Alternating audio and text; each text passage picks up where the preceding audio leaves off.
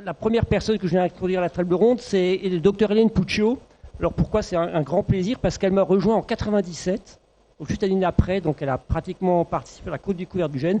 Et en fait, la moitié des travaux que tu as cités, c'est pas mes travaux, c'est ceux d'Hélène. Donc je remercie Hélène pour tout ce qu'elle a fait, notamment sur les modèles animaux et la thérapie génique. Donc Hélène, qui est directrice maintenant de recherche INSERM, elle n'est plus à Strasbourg comme on l'était il y a de longues années. Elle est maintenant chef d'équipe à l'Institut Neuromyogène de l'Université Claude Bernard de Lyon. Donc Hélène, vous la connaissez, tu te lèves pas. Voilà. Ensuite, je n'ai pas besoin de présenter parce que vous avez déjà vu Myriam Rey qui est en visio. Je sais pas, est-ce que tu nous entends, Myriam, qui est directrice des relations globales et initiatives de FARA, qui est l'alliance américaine, Alliance pour la recherche de la taxi de Friedreich. Donc elle va nous rejoindre, où elle est là. Ensuite, Françoise Piguet, qui est chef de l'unité d'innovation Genov for Gene Therapy, donc à l'Institut du cerveau et de la moelle épinière à Paris, à l'hôpital de la Salpêtrière. Le docteur Grégory Aubert, qui est vice-président Early Stage Cardiology Development et Recherche Translationnelle de la société Lexeo Therapeutics. Un sujet très, très au centre de ce débat, puisqu'il va nous parler des essais thérapeutiques, les premiers dans la taxi de Friedreich. Et alors, à la fois, les Myriam Rey, vous savez, et le Dr Robert vont nous prendre les questions et répondre en français, même s'ils font partie de sociétés américaines, ils sont totalement francophones. Et pour finir, ensuite, le professeur Alexandre Dur, qui est professeur à la Sorbonne Paris-Cité, professeure de neurogénétique et qui, comme je crois qu'on l'a déjà dit, elle est coordinatrice du centre de référence des maladies rares de neurogénétique pour la France, le centre de référence français, et le docteur Françoise Pousset, qui est cardiologue à l'Institut de cardiologie à l'hôpital Pitié-Salpêtrière également. Et pour finir, si nous sommes encore connectés avec Agathe Rouberti, qui est mon ancienne collègue de Montpellier, qui est chef du service de neurologie pédiatrique du CHU de Montpellier, et qui est aussi invitée, si elle est connectée, à se joindre à nous, pour nous parler d'ailleurs de son expérience qu'elle a de la thérapie génique dans d'autres maladies héréditaires. Alors, elle pourra peut-être se joindre en cours de...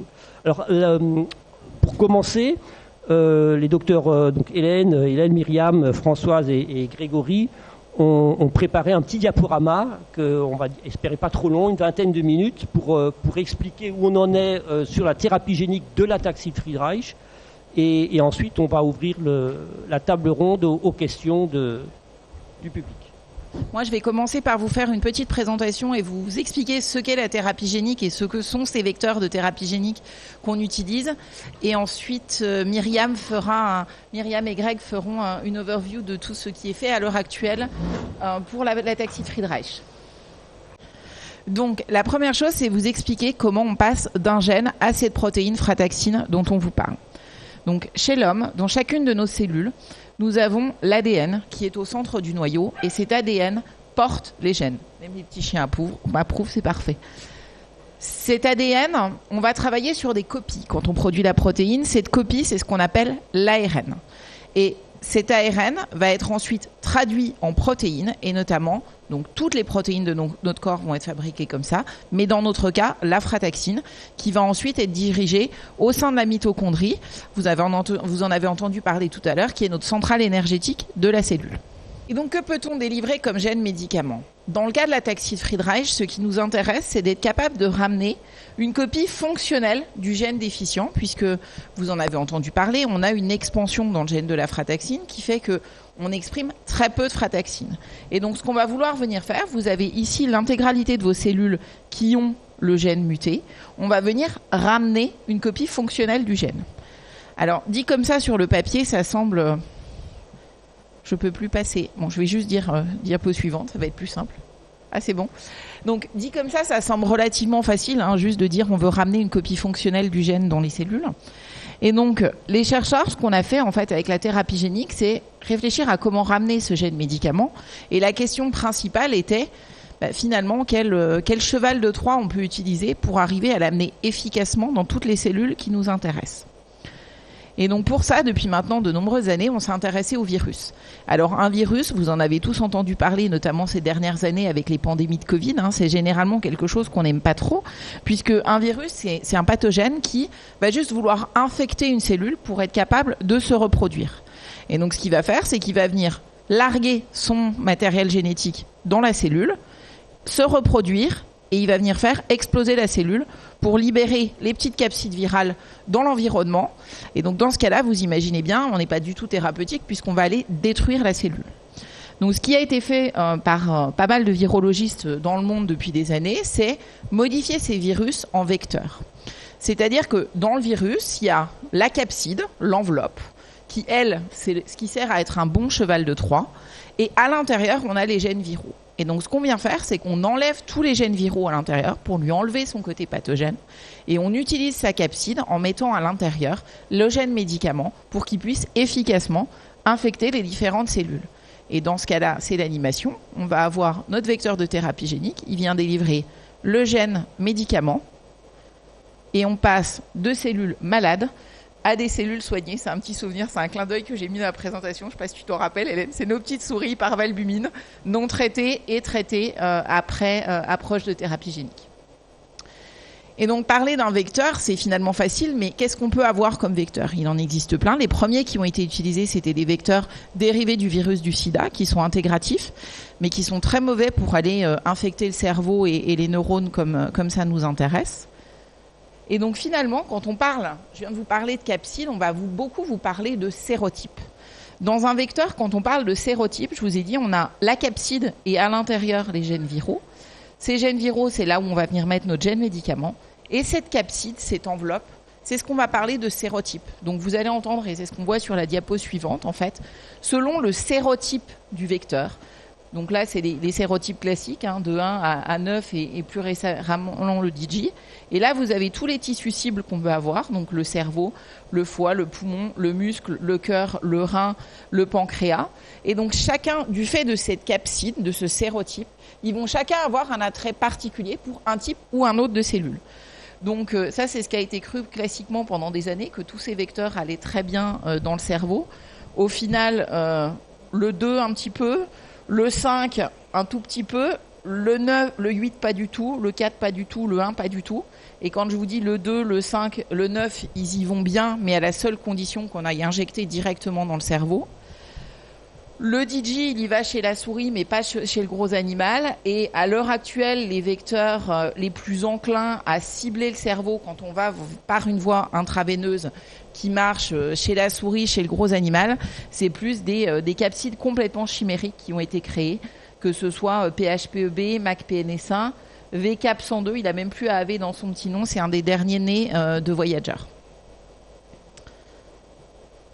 Et donc, une question qu'on se pose aussi souvent, c'est finalement pourquoi c'est si difficile d'emmener une thérapie génique au cerveau. Finalement, ce défi majeur, c'est que on a plein d'organes dans le tissu. Je vous ai dit, donc on a des vecteurs qui allaient très bien quand on les injecte dans le cerveau, mais ça reste très invasif. Ça peut être toxique aussi d'injection. Et donc depuis des années, on travaille plus sur des stratégies alternatives, c'est-à-dire d'injecter soit dans le liquide céphalorachidien, qui est ce liquide qui se promène autour de votre cerveau et de votre moelle épinière, en se disant c'est un peu plus facile d'accès. Je pense qu'il y en a certains qui ont déjà eu des ponctions lombaires, donc c'est un moyen d'accéder au liquide céphalorachidien, mais surtout pour être encore moins invasif, d'aller en intraveineux. Et c'est ce dont Greg va parler tout à l'heure aussi et qui est fait chez Lexeo.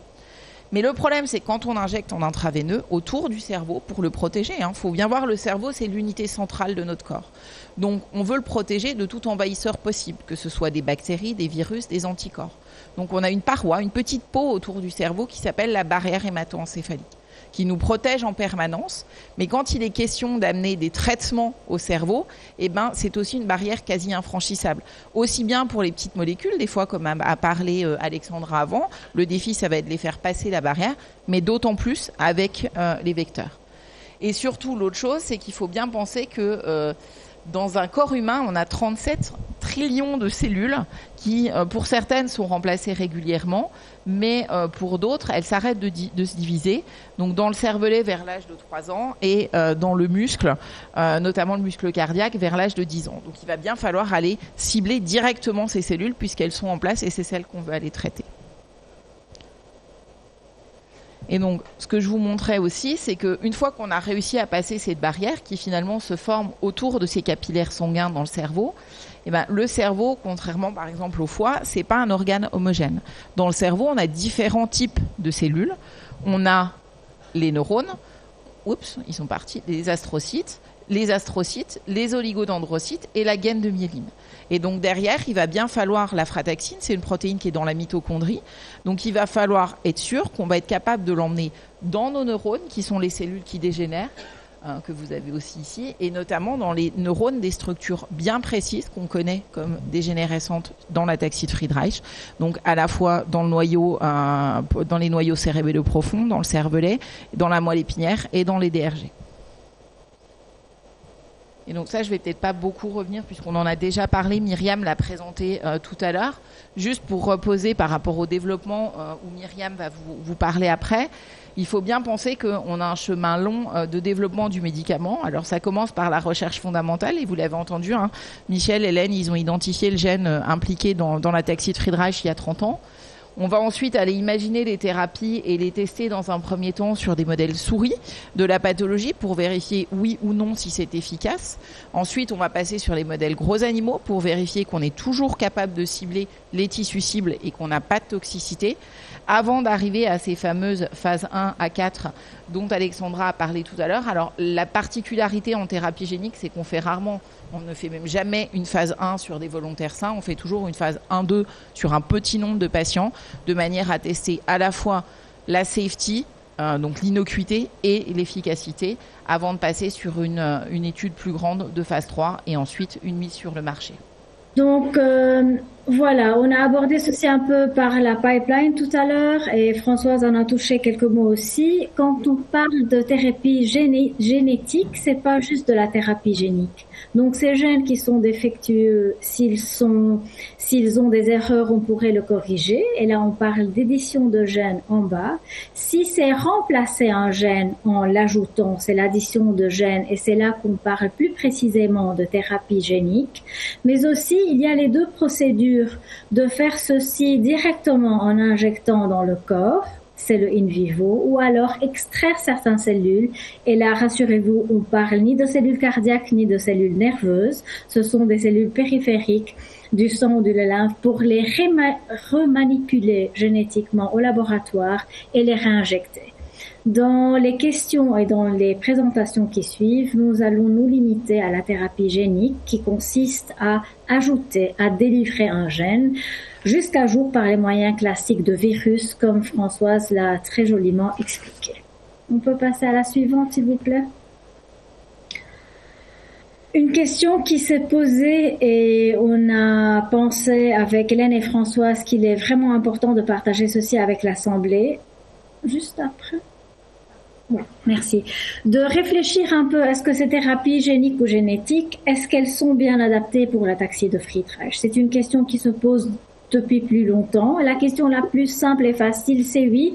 L'ataxie de Friedreich, comme on l'a répété plusieurs fois aujourd'hui, est causée par une mutation dans un seul gène, qui cause la frataxine. Donc, c'est une maladie génétique, un seul gène qui est défectueux. Donc, dans la théorie, c'est simple de le corriger par une thérapie génique.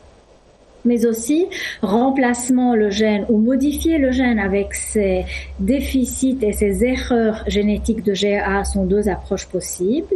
Il y a plusieurs études précliniques qui ont existé depuis des années, dont plusieurs personnes sur la table à laquelle plusieurs personnes sur la table ont contribué, qui ont montré que la théorie et la preuve de principe montrent que ça pourrait marcher dans ces modèles. Et même en augmentant un peu la frataxine, ça peut apporter un bénéfice clinique chez les modèles de souris. Et que finalement, si on repense à la première diapositive que j'ai partagée, la base de cette erreur qui cause l'ataxie de Friedreich, c'est cette erreur dans le gène. Corriger la racine et la cause, ce serait vraiment idéal.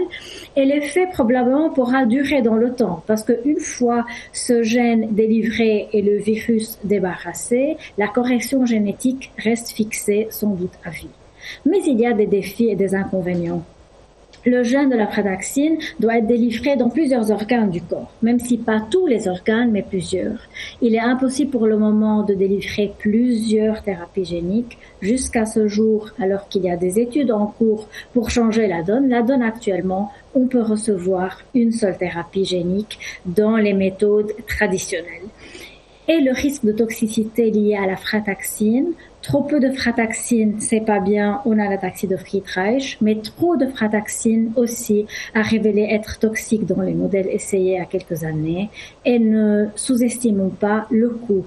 Ces projets commencent dans des petits laboratoires académiques financés par des infrastructures comme la FAF, comme Ataxa UK, comme FARA, et après ça passe dans des boîtes pharmaceutiques. Mais après, le nombre et les réglementations imposées pour faire les études non seulement chez les souris, mais dans les grands modèles, dans les grands animaux, et puis la production, c'est une expansion en fait financière.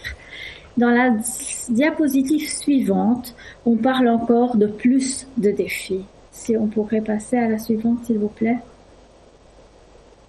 Là, on parle en fait de notre corps qui est intelligent, qui reconnaît les virus qui l'attaquent, mais aussi qui garde en mémoire des virus qui nous ont attaqués dans le passé. Et donc, on peut penser qu'une thérapie génique, même si le virus n'est pas méchant, comme Françoise a expliqué, on pourrait avoir une mémoire d'un virus apparenté qu'on aurait eu et qui pourrait générer des anticorps dans notre corps, et alors on peut plus recevoir cette thérapie génique.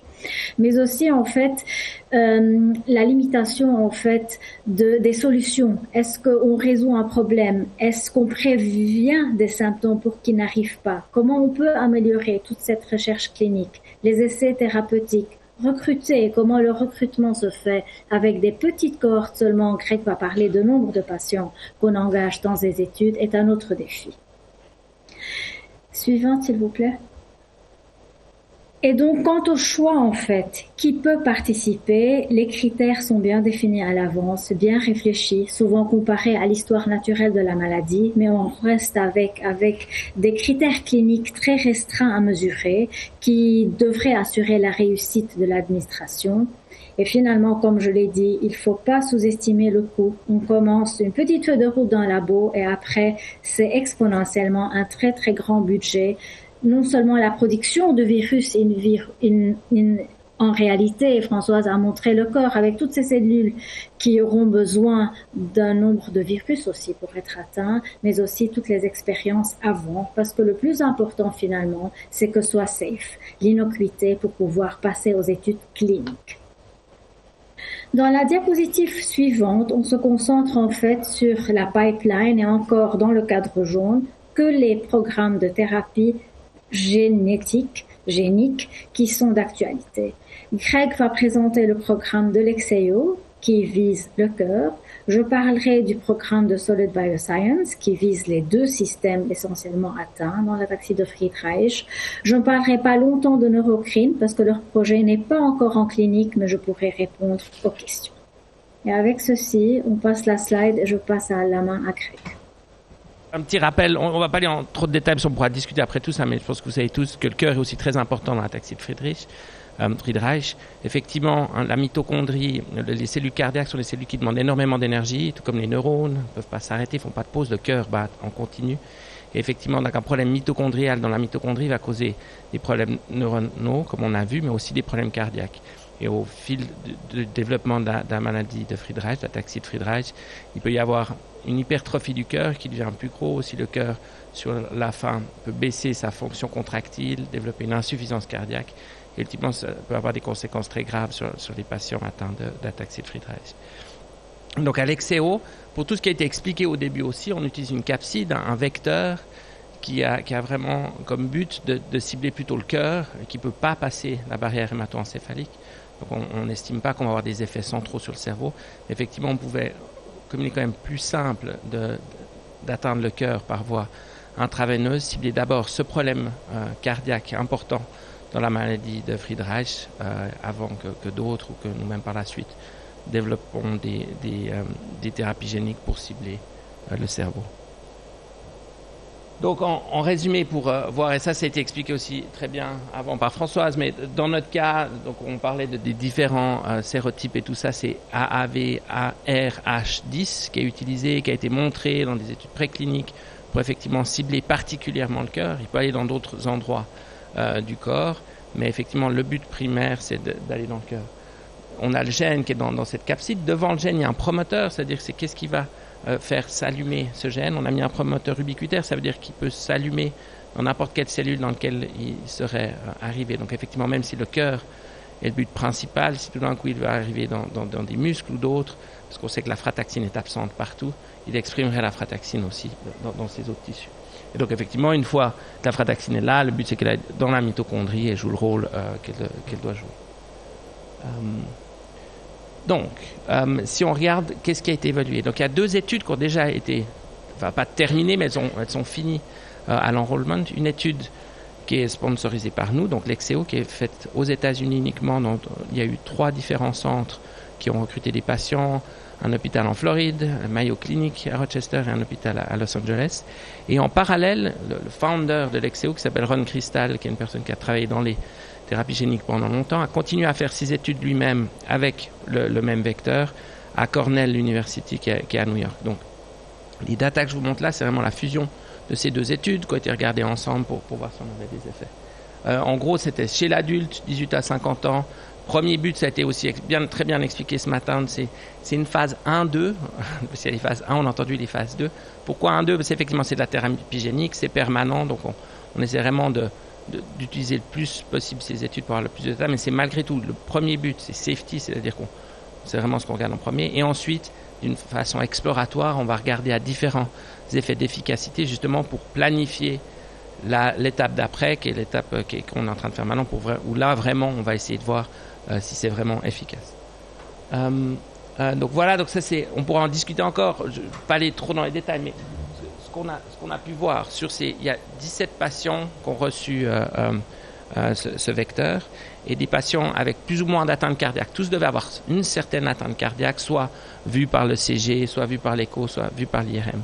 Ce qu'on a vu comme un important facteur qui s'améliorait, c'est vraiment la masse du cœur. Donc on sait que le cœur peut être hypertrophié dans l'ataxie de Friedreich, et donc les patients avec le plus gros cœur montraient vraiment une baisse. Effectivement, un patient avec un cœur normal, on ne veut pas demander à un patient de cœur normal d'avoir sa taille qui baisse. Donc c'est quelque chose qui est important pour nous, et donc c'est justement ça, quand je dis qu'on regarde d'une façon exploratoire quels peuvent être les endpoints, on s'est dit là, c'est quelque chose qui semble important, effectivement qui est important et qui est utile d'une manière régulatoire pour aller voir les autorités, dire maintenant, on va essayer de conduire une étude où on aimerait vraiment prouver qu'avoir cette thérapie diminue la masse du cœur.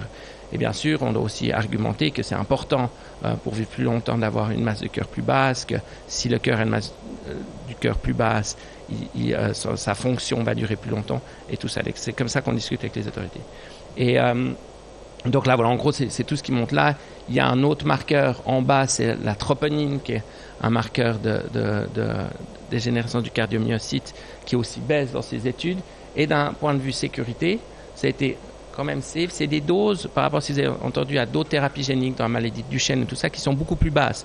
Comme Myriam a expliqué, comme il n'y a pas de frataxine, la frataxine est un enzyme, il semble d'en avoir juste un petit peu, permet déjà d'avoir un effet clinique. Donc on utilise beaucoup moins de virus qu'on utilise dans d'autres maladies. Pour ça, on a très peu d'effets secondaires. Celui à quand même à souligner, c'est un cas de myocardite, donc une inflammation du cœur qui est apparue 1 an après le traitement. Donc on n'est pas encore 100% sûr que c'est dû au traitement ou si c'est chose de différent. Voilà. Et finalement, juste au niveau neurologique, je vous ai dit, ça passe pas la barrière hématocéphalique, donc on ne veut clairement pas faire des clés et me dire que des choses peuvent se passer, mais c'est possible que ça aille dans les muscles, dans le système nerveux périphérique. Donc sur le mFARS, il semble qu'on ait un petit effet. C'est une étude qui est non randomisée, qui n'est pas à l'aveugle, c'est des patients savent, donc il peut y avoir un effet placebo, mais aussi des effets prometteurs ici en bleu. Donc c'est des patients qui ont reçu notre traitement, et en gris, c'est ceux qui sont dans l'étude FARA, qui sont matchés pour ressembler à ces populations. Donc il peut peut-être y avoir un effet qu'on essaie de mieux comprendre aussi. Et donc, finalement, pour vous parler de qu'est-ce qui se passe maintenant, voilà. Clarity FA, c'est cette étude qui est faite, dont le docteur Pousset ici présente, et la PI en France, donc qui est vraiment globale partout dans le monde, avec du Brésil, plusieurs sites en Europe, beaucoup aux États-Unis, qui est une étude naturelle pour mieux comprendre la cardiomyopathie et vraiment surtout la masse de ce cœur, parce qu'on a vu que c'était important dans notre étude. Donc il n'y a pas de traitement actuellement qui est fait, c'est vraiment pour comprendre ces patients avec un gros cœur, comment le cœur évolue. Donc c'est pour ça ce qu'on disait au début, pas tout le monde pourra rentrer dans ces études, mais il faut vraiment avoir une bonne hypertrophie cardiaque. Et effectivement, c'est pour nous, ça nous aide de mieux connaître où sont ces patients, savoir comment ils évoluent. Et effectivement, quand on l'espère en tout cas aux États-Unis, dans les quelques mois qui viennent, en France, peut-être en début d'année prochaine, où on fera la prochaine étude d'intervention, on aura déjà identifié ces patients avec des gros cœurs qui pourront venir de cette étude pour être traités. Donc c'est la prochaine étude qu'on aura en route spécialement sur ces patients à gros cœur. C'est facile, entre guillemets, de suivre l'efficacité avec la diminution du cœur avant de regarder pour d'autres patients. Et donc, certains demandaient avant, et ça sera ma dernière slide.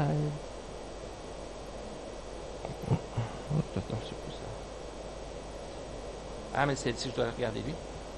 Ah, voilà, c'est ce qu'en fait je regarde trop. Oui, voilà, c'est ça.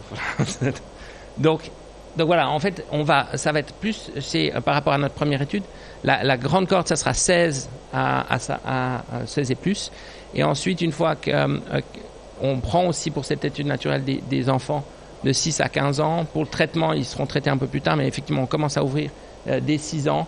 Il y a des critères assez stricts d'hypertrophie qui sont calculés par IRM au moment de l'enrollment. Avant, effectivement, Dr Pousset en France regarde à différentes choses sur les échocardiographies et décide si elle pense que vous serez éligible ou pas. Et c'est les choses principales. Et puis effectivement, c'est pendant 6 mois à 1 an, les patients peuvent être sous Skyclaris et elle est mondiale. Et le but, c'est vraiment d'identifier cette population de patients avec des gros cœurs pour ensuite les transitionner dans l'étude où ils pourraient être traités. Et donc le deuxième programme dont nous partagerons une petite mise à jour avec vous, c'est le programme de la firme Solid Bioscience. L'étude s'appelle Falcon. On peut passer déjà à la suivante, s'il vous plaît. Et donc elle a commencé fin 2025. Donc ça fait juste quelques mois. En fait, c'est une thérapie génique qui va viser 2 régions parce qu'elle est administrée de 2 façons, d'où sa particularité. Donc il y a une perfusion qui se passe directement dans le cerveau des 2 côtés. Donc c'est une injection bilatérale dans le noyau dentelé qui est vraiment affecté dans l'ataxie de Friedreich. Et une autre perfusion par voie intraveineuse dans le bras qui va cibler plus le cœur et d'autres organes éventuellement. Donc en fait, les perfusions directement dans le système nerveux central vont cibler ce noyau dentelé qui est bien touché dans la maladie et on espère couvrir la cardiomyopathie, ce grand cœur dont Craig a parlé, par l'injection périphérique. Les participants vont être suivis pendant 5 ans après ce traitement, comme toute autre thérapie génique, c'est un standard. On peut passer à la suivante, s'il vous plaît. Donc, oui, c'était trop vite. Pour mener à cette étude, il y a eu de longues années de recherche qui ont commencé dans un laboratoire universitaire en Pennsylvanie qui avait bien vu que l'expression des frataxines était bien dans les tissus cibles après les injections, mais aussi qu'il y avait une meilleure fonction mitochondriale chez les souris traitées, les fonctions neurologiques et cardiaques étaient améliorées, il y avait une meilleure survie dans tous les modèles testés atteints de l'ataxie de Friedreich, parce que les primates ne le sont pas. Passons à la suivante. Pour le moment, il y a 3 centres qui devraient prendre des patients aux États-Unis. Cette phase 1B qui est une phase ouverte. Comme Présence l'a dit, on passe direct à la phase 1 et il n'y a pas de placebo. Le premier patient a été dosé avec succès au premier site ouvert qui est dans l'Ohio et 2 sites vont encore ouvrir dans les mois prochains à Los Angeles, en Philadelphie. Et Falcon, en fait, c'est juste cette étude 1B qui va être limitée en premier temps à 9 participants. Mais après les analyses, Solid Bioscience, en fait, a partagé ouvertement qu'ils ont l'intention d'ouvrir leur étude à plus de localités et plus de pays, on l'espère. Je pense que c'était la dernière slide. Non, il y a encore une. juste pour partager les critères d'inclusion, en fait. Donc, 18 à 40 ans, c'est que des adultes pour la thérapie génique jusqu'à maintenant.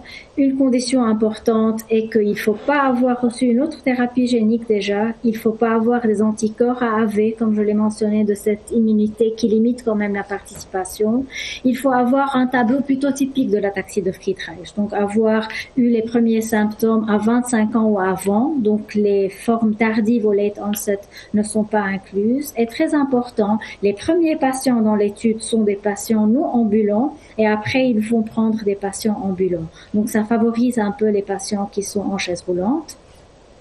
Il y a des critères fonctionnels et cardiaques. Ceci n'est pas limité à tous les critères d'inclusion, c'est juste quelques-uns. Et pour SkyClaris, il faut être en fait sur une dose stable depuis 12 semaines. Et si la personne va arrêter, il faut que l'arrêt ait duré aussi 12 semaines. Et pour plus de détails, vous pouvez voir sur le site de clinicaltrials.gov ou sur le site de FARA. Stéphane m'avait demandé de reparler un petit peu de mes souris sac à dos.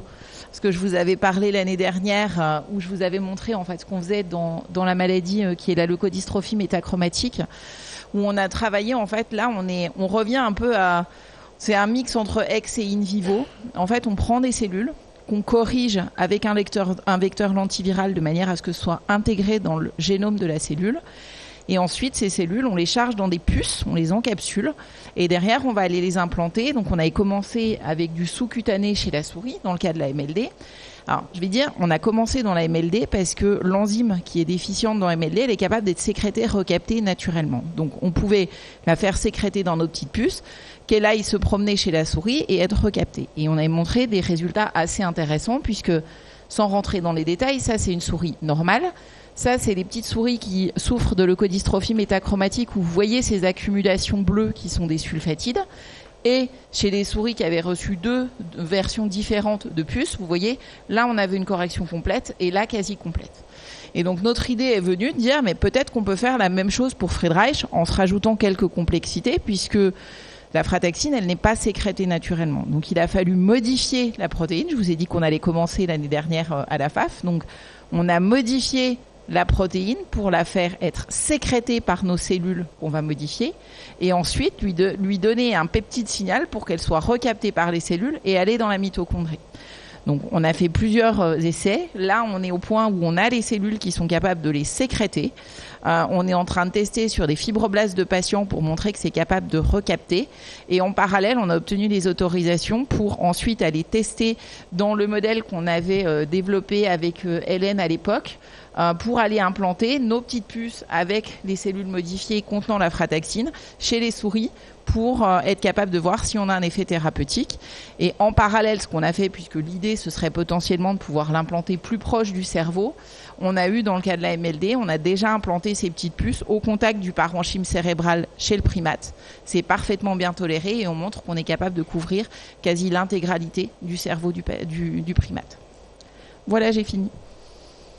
Nous, on a plein de questions, mais on préfère que ce soit vous qui les posiez, ce serait plus intéressant. Il y a une question là-bas.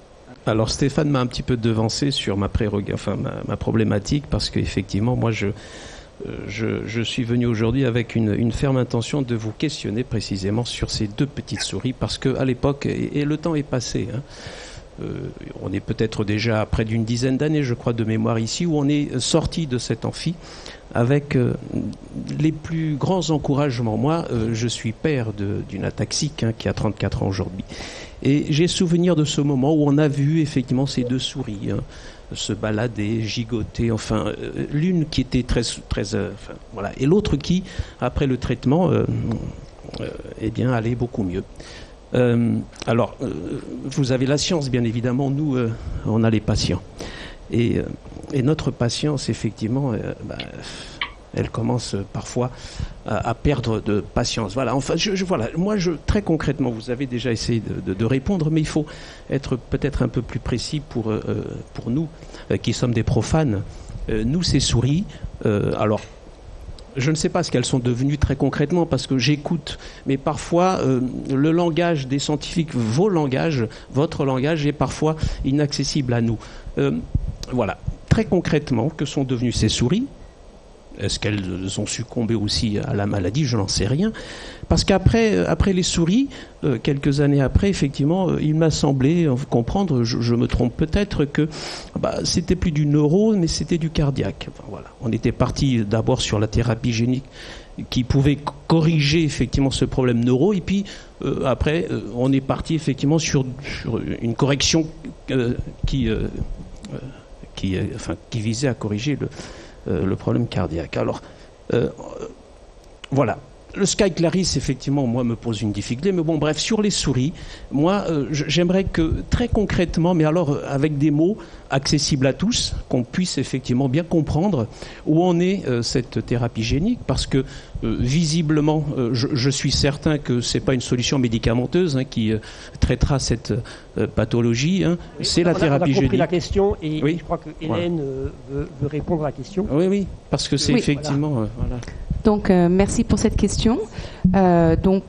Déjà, juste pour corriger une petite chose, on a commencé la thérapie génique chez la souris au niveau cardiaque et dans le cœur. Donc, c'est les premières données qu'on avait montrées ici à la FAL, c'était dans le cœur.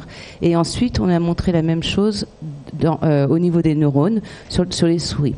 Alors, les souris, au jour d'aujourd'hui, elles ont succombé à leur vie normale. Une souris vit 2 ans. Mais donc, après ces études très prometteuses dans la souris, on a aussi eu des études qui ont montré que trop de frataxine pouvait être toxique, donc ce qui a ralenti un peu quand même le développement, pour essayer de s'assurer que on puisse avoir un niveau assez haut, mais pas trop haut de frataxine.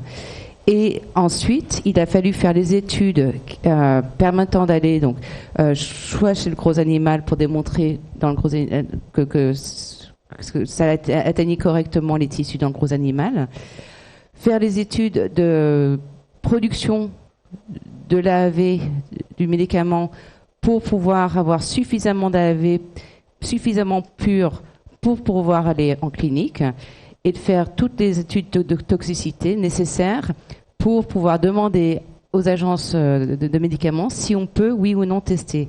Donc concrètement, pour en arriver, on vous a montré il y a quelques années, d'abord au niveau cardiaque, c'est l'étude de l'Exeo qui en fait est la suite de ce qu'on vous a montré il y a quelques années. C'est exactement à partir de ces travaux-là que l'Exeo a pu développer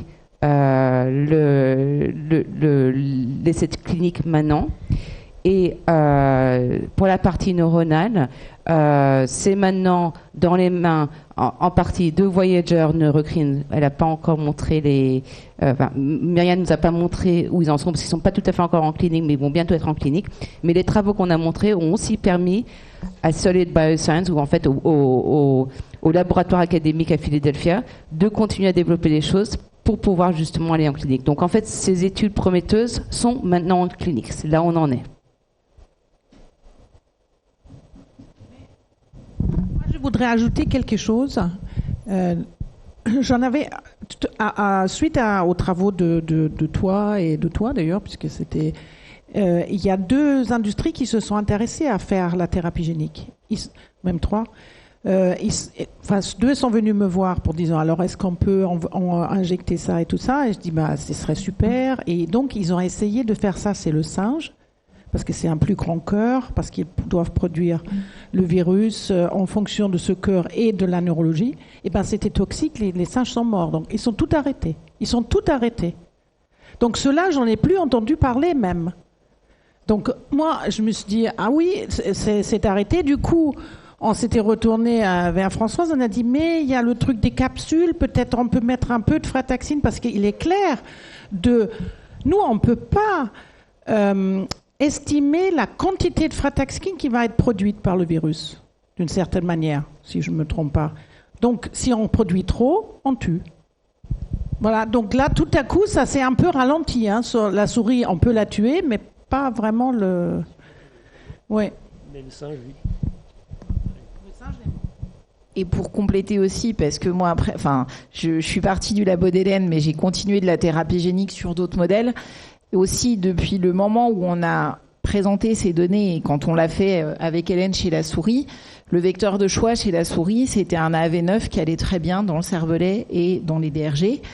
Entre-temps, il y a eu les essais SMA et il y a eu d'autres essais aussi pour des pathologies rares où les patients sont décédés parce que la AV9 finalement chez l'homme était très toxique. Donc on est revenu sur les vecteurs de nouvelle génération pour les développer.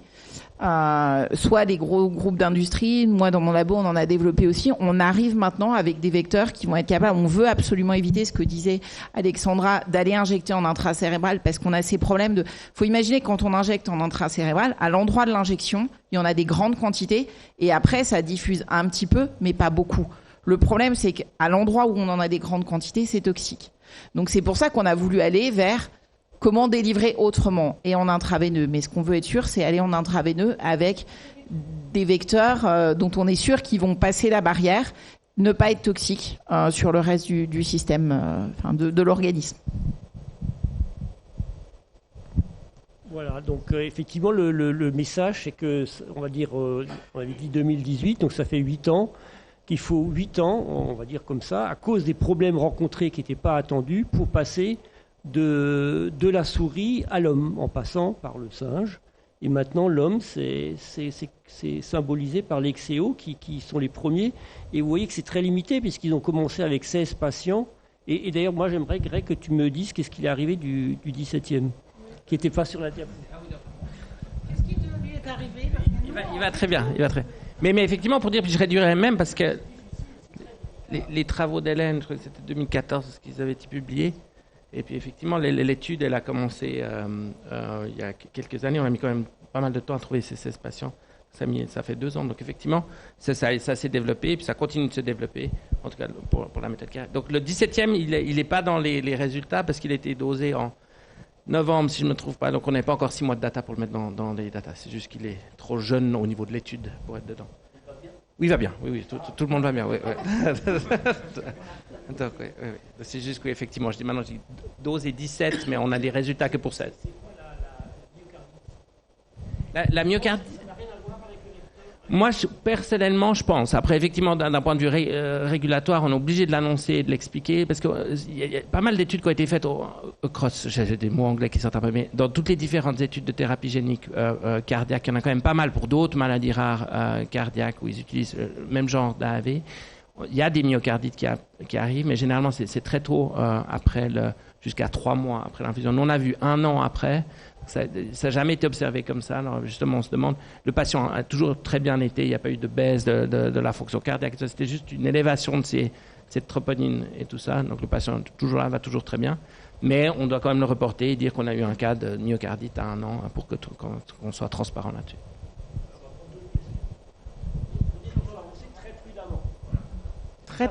Très prudemment.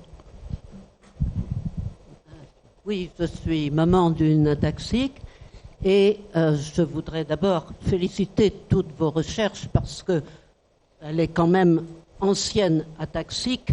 Vous avez fait des travaux absolument énormes que je constate depuis une bonne vingtaine d'années et bravo, merci à vous tous de vous pencher là-dessus.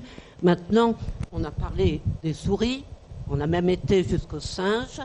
J'aimerais savoir s'il y a concrètement une avancée sur l'être humain, qu'il soit jeune entrant ataxique ou déjà démarré dans l'ataxie, que ce soit du point de vue du cœur, de la vision, de l'écoute, etc.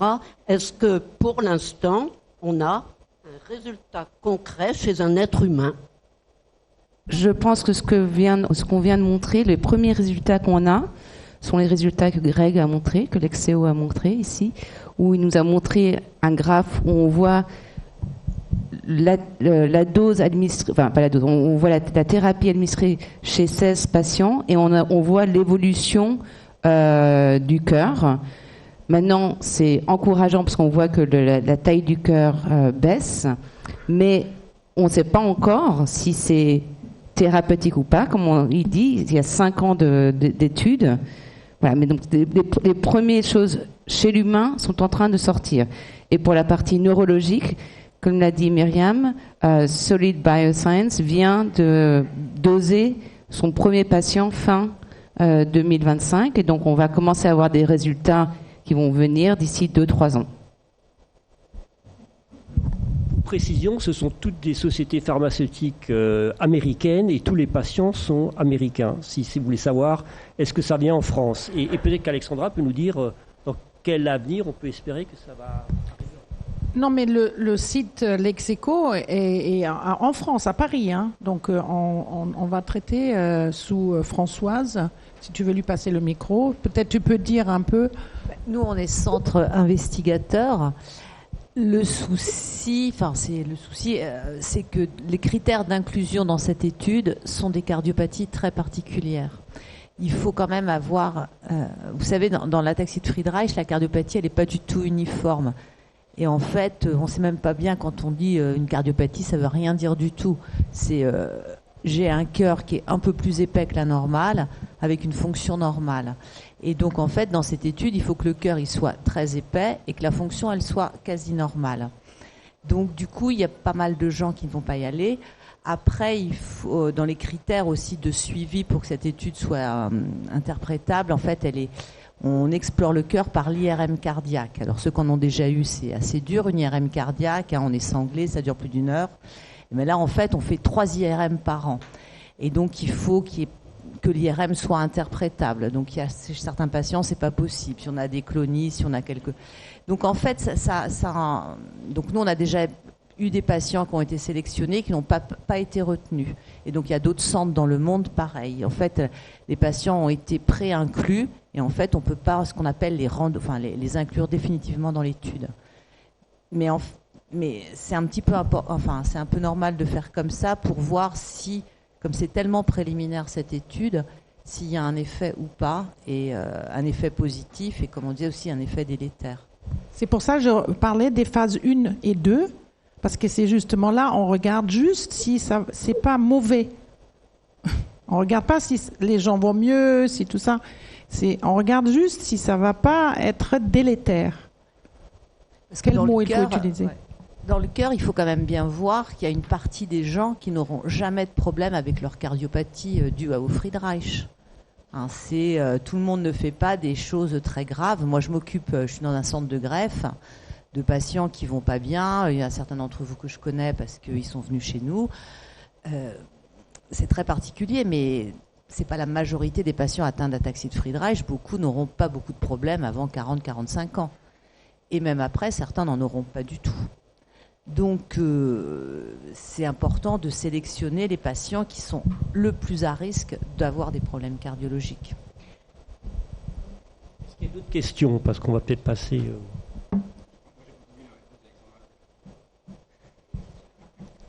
Non, on a couvert. Donc, on a répondu aux aspects cardiologiques et l'aspect neurologique, mais encore plus de temps, puisque les souris sont arrivées plus tard. On est retardé dans le temps. Et oui, Alexandra. Et en plus, on s'est rendu compte, en regardant bien les fameux DRG, donc là où la maladie finalement se passe, parce que c'est les voies cérébelleuses qui vont vers le cervelet, et donc ils sont peut-être déjà petits avant même que la maladie commence.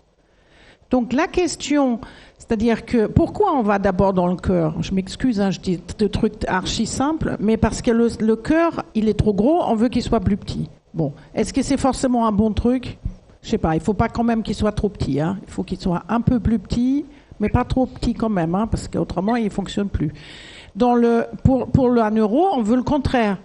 Si on est trop petit, il faut qu'il soit un peu plus grand, mais pas trop grand non plus, hein, parce qu'après c'est. Donc vraiment, on marche un peu sur des œufs quand même, si je peux me permettre de le dire comme ça. Bon, une question alors pour tourner. Bonjour à tous. Alors du coup, petite question en fait de la part de beaucoup de personnes qui sont ataxiques concernant la vision. On parle très souvent de la partie neuro et de la partie cardio, mais j'ai l'impression qu'il n'y a pas eu beaucoup de recherches, en tout cas jusqu'à aujourd'hui, par rapport à la vision. Alors est-ce que il y en a eu? Quels ont été les résultats? Est-ce qu'il y en a encore aujourd'hui? Alors, l'atrophie optique est une conséquence de la maladie qui existe dans plein d'autres maladies qui sont d'origine différente. Et sur l'atrophie optique, il y a pas mal de choses qui sont faites à l'Institut de la Vision. Est-ce que ça va pouvoir être testé dans l'ataxie de Friedreich? Je ne sais pas. Mais par exemple, on aurait pu imaginer de faire une thérapie génique de l'œil. Et il y a des développements. Je ne sais pas, est-ce que vous m'entendez? Oui, on t'entend, Myriam. Interviens avant que je dise des bêtises. Non, c'est très bien, mais juste pour dire oui, il y a des développements en cours pour viser l'œil, parce que en gros, c'est une entité qui est protégée elle-même, donc il n'y a pas la barrière hémato-encéphalique dont Françoise a parlé, on pourrait y accéder plus facilement, mais il n'y a rien qui n'est facile en sciences. Mais il y a eu des études préliminaires sur des cellules d'œil en boîte de pétri, mais aussi sur des modèles de souris qui visaient soit la thérapie génique, soit la thérapie par ARN à interférence I pour viser l'œil. Malheureusement, il y avait une firme pharmaceutique engagée dans le programme qui a arrêté, mais qui continue à développer quelque chose pour la maladie de Leber qui a quand même certains overlaps avec l'ataxie de Friedreich. Donc, il y a de l'espoir pour l'œil. Et ça pourrait durer moins longtemps à être développé, pas les 14 ans qu'on a pour le système nerveux. Et parce qu'il y a plus de maladies aussi, Myriam. Il n'y a pas que l'ataxie de Friedreich. L'ataxie de Friedreich, c'est une combinaison spéciale, mais l'atrophie optique, elle est fréquente dans plein d'autres maladies. Et justement, dans les livrances, le Leber, c'est quelque chose que les gens veulent cibler. Donc, il y aura peut-être quelque chose avant. Il y a de l'espoir pour l'œil. On n'est pas tout près, mais il y a des choses en développement. Alors ça, je ne savais pas du tout. J'apprends beaucoup de choses. Comme quoi ça avance pas assez vite. Comme le disait le professeur Jean-Louis Mandel, c'était le temps des chercheurs n'est pas le temps des patients, malheureusement. Mais nous, on voit que ça avance. Et pour vous, ça avance, mais pas assez vite. Mais on ne peut pas faire plus vite parce que déjà... l'homme n'est pas une grosse souris. Et puis après, on a vu que c'est aussi une question de financement. Et c'est important de pouvoir attirer les entreprises privées sur ces créneaux parce que c'est elles qui permettent d'aller plus vite, en fait. C'est les investisseurs, il faut le dire comme ça, Donc, c'est pour résumer ce que tu disais. Est-ce qu'il y a d'autres questions dans la salle? Juste en complément, je voulais apporter... Tony, si tu es là à l'Assemblée Générale demain, la vision, c'est un des domaines prioritaires qui a été identifié aussi à la FAF pour le court terme. Donc on en retouchera deux mots demain en AG. Peut-être une dernière question? Avant-dernière alors.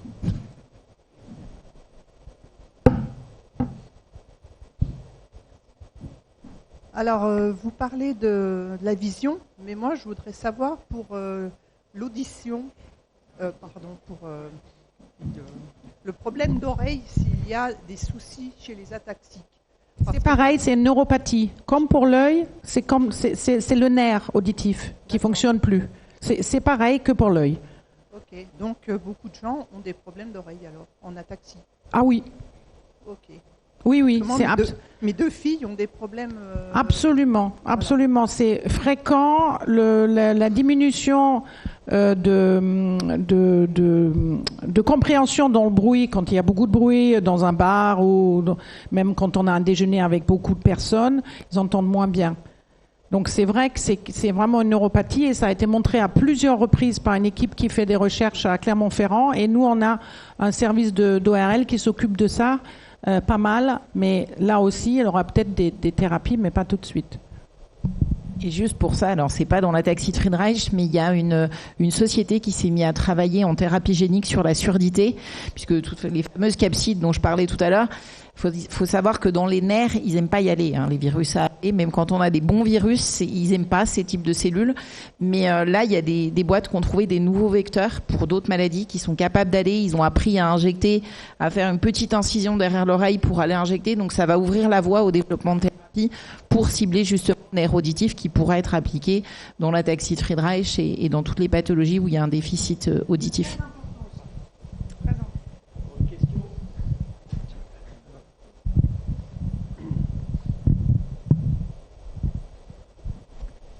Et juste pour faire le lien avec ce qu'on disait tout à l'heure, l'audition, c'est aussi un domaine prioritaire qu'on a identifié à la FAF. Moi, c'est un petit peu la suite des questions précédentes. Comme la maladie se manifeste de multiples façons chez les malades, est-ce qu'on peut imaginer une thérapie génique qui réponde à absolument tous les cas de figure? Est-ce que ce qu'on teste sur le cœur aujourd'hui sera ensuite des effets, on pense que ça peut avoir des effets positifs sur plein d'autres organes? Alors, je vais répondre à cette question par une première chose. Au niveau de la thérapie génique, comme Françoise vous l'a expliqué, il y a ces sérotypes, donc ces capsides, qui vont cibler différents organes. Donc, les choses qui sont développées dans le cœur, ce capside-là ne va que dans le cœur et ne peut pas aller autre part. Par contre, l'étude qui est faite par Solid Bioscience, elle va essayer de cibler à la fois le cervelet, donc la partie qui est atteinte dans le cervelet, et aussi le cœur. Mais on sait qu'à terme, on ne pourra pas avoir une thérapie génique qui va tout couvrir. Par contre, ce qu'on sait, c'est qu'il y aura la thérapie génique, il y aura Skyclarys, il y aura peut-être d'autres médicaments, et ça va être la combinaison de l'ensemble de ces médicaments qu'on espère va aider à couvrir la plupart des symptômes. Et pour ça aussi, justement, comme Hélène le dit, il y a des thérapies qui se développent sur le cœur, on a dit sur la neuro, et pour l'instant, on est obligé de les tester indépendamment de par ces sérotypes. Il faut savoir que le monde des développements de vecteurs a énormément évolué, et maintenant, on est capable, nous, on travaille avec, on en fait dans le labo, et on travaille avec différents acteurs qui sont capables d'aller aligner les différents types cellulaires dont on a besoin, de regarder les points communs entre ces cellules, pour essayer justement de capter quels pourraient être leurs points communs et comment on pourrait derrière développer un vecteur qui puisse aller cibler tout ça. Mais pour en arriver là, justement, il faut qu'on ait démontré que, allez, si on amène la frataxine dans l'oreille, ça peut être bien. Si on l'amène au niveau du nerf optique, c'est bien. Et une fois qu'on aura fait ces démonstrations, on aura, parce que la science évolue, la capacité peut-être d'avoir un vecteur qui, par une injection, pourra en cibler peut-être au moins 2 en combinaison avec après des molécules. Mais Michel et moi, on était super contents de voir sur les données de Greg Aubert qui vient de nous les montrer que malgré le fait qu'il a traité le cœur, il y a l'échelle neurologique qui s'est améliorée un peu. Alors, je ne sais pas pourquoi, mais en tout cas, c'est super. Moi, je veux bien, moi.